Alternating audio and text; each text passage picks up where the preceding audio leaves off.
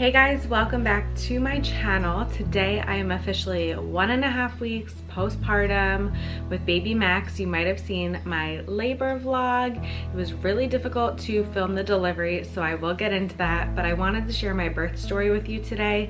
So if you're interested, stay tuned and I'm gonna share all the details with you. Okay, so let's get cozy. Grab your cup of coffee, your tea, your mommy juice, whatever you need at this time of day. So I'm gonna backtrack to Friday, which was August the 21st. See, I have all my dates mixed up. So Max was due on September 6th. I'm not sure which day of the week that was. He was due September 6th, but I was going to be induced on August 29th, just because he was measuring so big, so early. He was in like the 93rd percentile all across the board.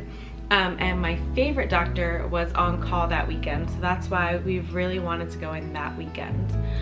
So backtrack, I go to my regular OB appointment and they're like, hey, if this baby is so big, you know, why haven't you had another growth scan towards the end of this pregnancy?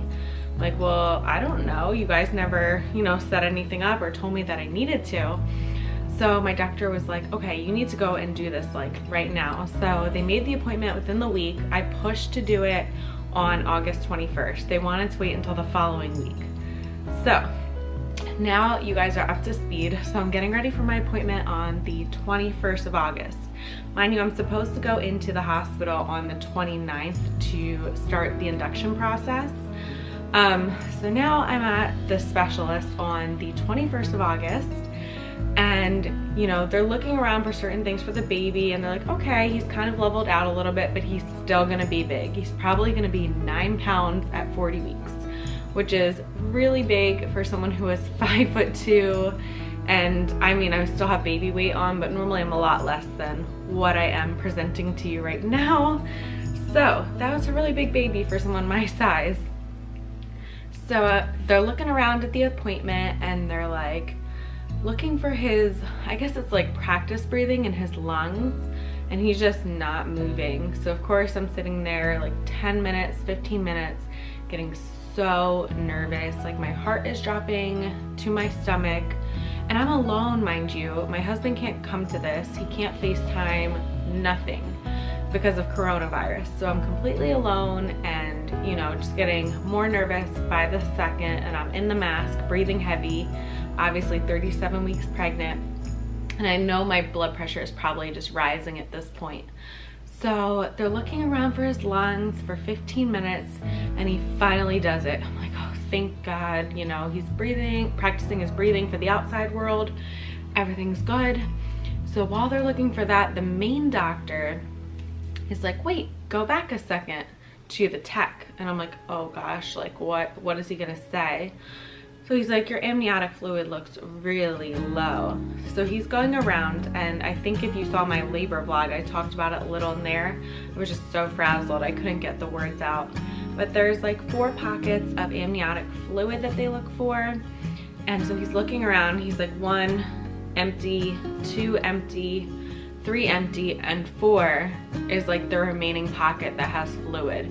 He's like, I can't measure any fluid in these pockets. Like, the best thing to do at this point, you're over 37 weeks, is to go straight to the hospital and deliver this baby, because it can be really dangerous to not have any fluid left for this baby. And to be honest, I think I would have been on bed rest otherwise if it was earlier in the pregnancy.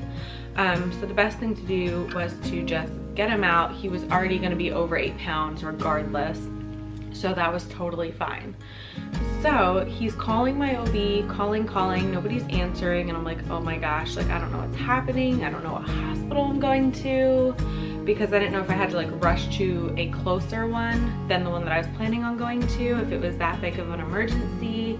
And then we had all of our family that needed to come from New Jersey to watch Mason, and they had work that day. So it was just like a total disaster. It was really, really scary, and I'm calling my husband crying. I don't know like what's happening. Nobody else heard what the doctors had said, only me, and I was like half in and out of a fog crying.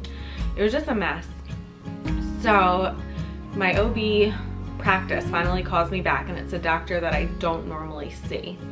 So she goes, you need to get to the hospital now. So the specialist was like, hey, listen, like, you'll be fine if you want to go in tonight or tomorrow morning, because I know you have your son to take care of. So my plan was, if my family couldn't get there by night, I was going to just rest, barely move, and get up in the morning and go straight to the hospital. But luckily my mom was able to rush down to take care of Mason. So we went right over to the hospital, just showered, all that stuff, grabbed our bags and went. So we pull up to the hospital, and of course, you guys know with like COVID and all that, things are completely different. So we get taken up to the mother baby floor. It's all one floor there. It's mother baby and labor and delivery on the other side. So we get situated in our room, and of course, like, I'm panicking. I'm thinking about the fluids.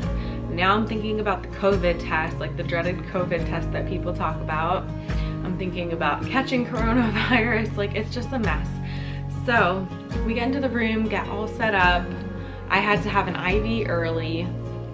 And then the lady comes in, the nurse, she goes, okay, time for your COVID tests. And I'm like, oh my gosh, if it's one more thing that I have to think about, I really don't want to do a COVID test. But you know what, if it just gives everyone around me peace of mind and they're gonna treat me better, or, you know, not think of me as like a walking disease or something like that, I'm just gonna do it and get it over with.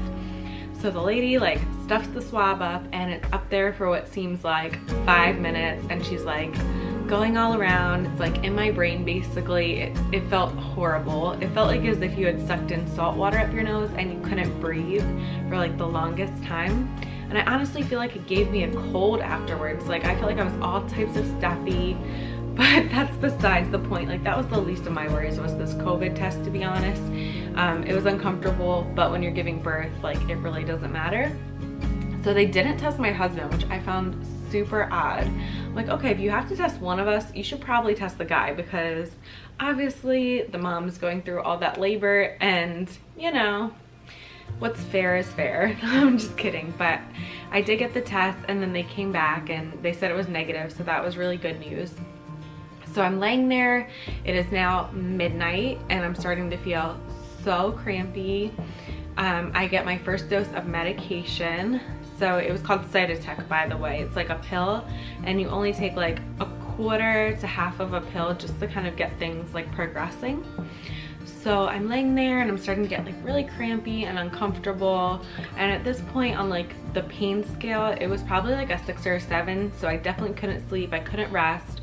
I couldn't get up and walk around because, one, I had the IV in, and 2, with COVID, you can't like walk the halls or anything like that.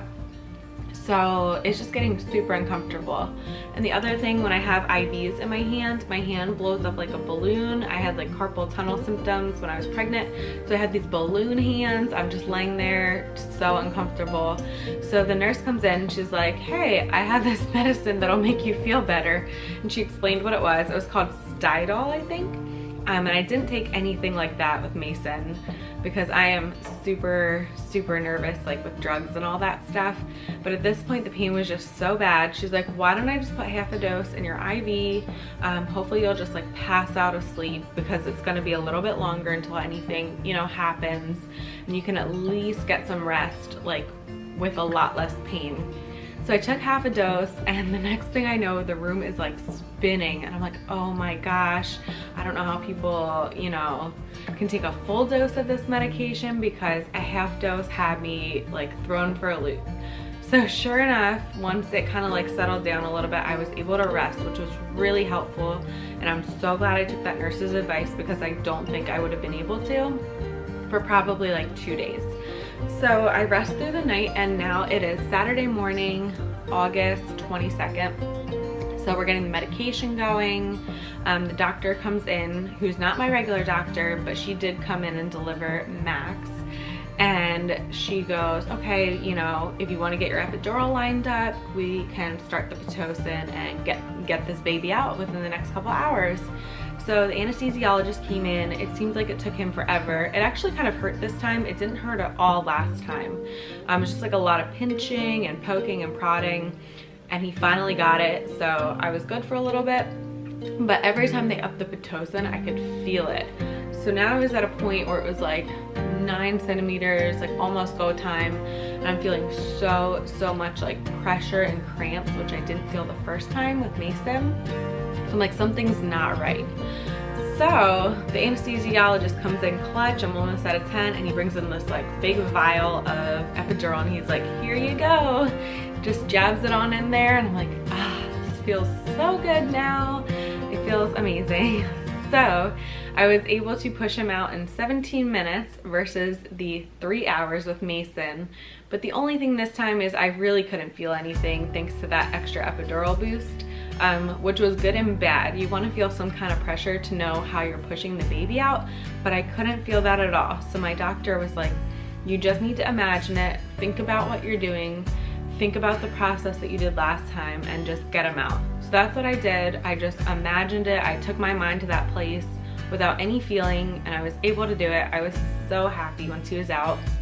And he was 8 pounds, 2 ounces, 21 and a half inches long, born at 1:22 p.m. So he was a big boy for over 2 weeks early. And then we got all situated. I would say the recovery this time is better and worse.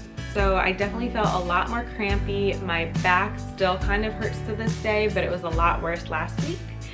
So I just have those kind of symptoms, but last time I couldn't sit, I couldn't walk, I couldn't stand. So I definitely think that like the second time around, like my body just kind of knows what to do a little bit better, and it's just trying to recover and get back to its normal state, which I definitely need with a toddler and a newborn at home. So yeah, it was kind of just like a whirlwind situation. They wouldn't let us like FaceTime or anything during the actual birth portion, just because I guess like liabilities, insurance, I don't know what the deal is, but I didn't even, like the camera was the last thing on my mind when I was pushing a baby out. Oh my gosh, and I forgot one very important part. So after I pushed him out was insane. I don't know if it was the epidural or what it was, but I honestly felt like I was going in and out of life. It was the craziest experience ever. I think my body's like choosing to forget it, because obviously I just forgot to tell you guys, because it was really scary. So the baby came out, everybody's with the baby, you know, as expected. My OB's down like delivering the placenta or whatever she's doing. My husband's looking at the baby, and this one angel nurse was like by my head watching over me. So she's like, your blood pressure is really low. And I just remember like closing my eyes, like opening my eyes and closing and opening them over and over again, which is like not normal right after birth. And I remember when I would close my eyes, everything would just go blank. Like honestly, I thought I was dying. It was the scariest thing. And then I would come back to life in the room, kind of look around, and then just blank out again. Come back, blank out. And that lasted like a good 30 minutes. And she recognized that. She was like, you don't look good at all. She was like scrambling to get extra IVs. I was chugging apple juice, anything I could. And the extra IVs really helped to, I guess, boost my body, whatever it was doing. It was super scary. I'd never experienced anything like that ever. It was basically just like blacking out, and anything could have happened to me and I wouldn't have known. So she was just like this angel that recognized that and was able to like act quickly while everybody else was preoccupied. So I called my husband over, and for the next probably like 2 hours, I was just shaking uncontrollably, which happens from the epidural, but I had that extra big dose at the end because I was feeling it. So I was just like super jittery. I couldn't control myself. So luckily I was able to come back from that. I don't know what it was. I don't know what that's called when that happens, but it was just really scary. But thank God everything was okay with the baby. You know, all his checks went well. He's big, he's growing. So that's really what matters at the end of the day. And I'm here to tell the story. So, you know, we are all good, recovering, and hoping that this little boy will like sleeping through the night soon. That's like a big milestone that you look forward to as a parent. And his eating, and you know, just being a good baby, which he has been. So that's been a blessing this time, because Mason was a crier, and Max so far, knock on wood, has been a good boy. So we're really proud of both of them. It's a big adjustment for Mason too. He's definitely kind of clingy, whiny right now. It's just so much going on for him. So I do feel bad in that aspect, but we will get there. We will get into a routine, and I will definitely share more with you guys. So I hope you enjoyed this little birth vlog update. Please don't forget to subscribe down below, give this video a thumbs up, leave a comment, and I will catch you in the next one. Bye.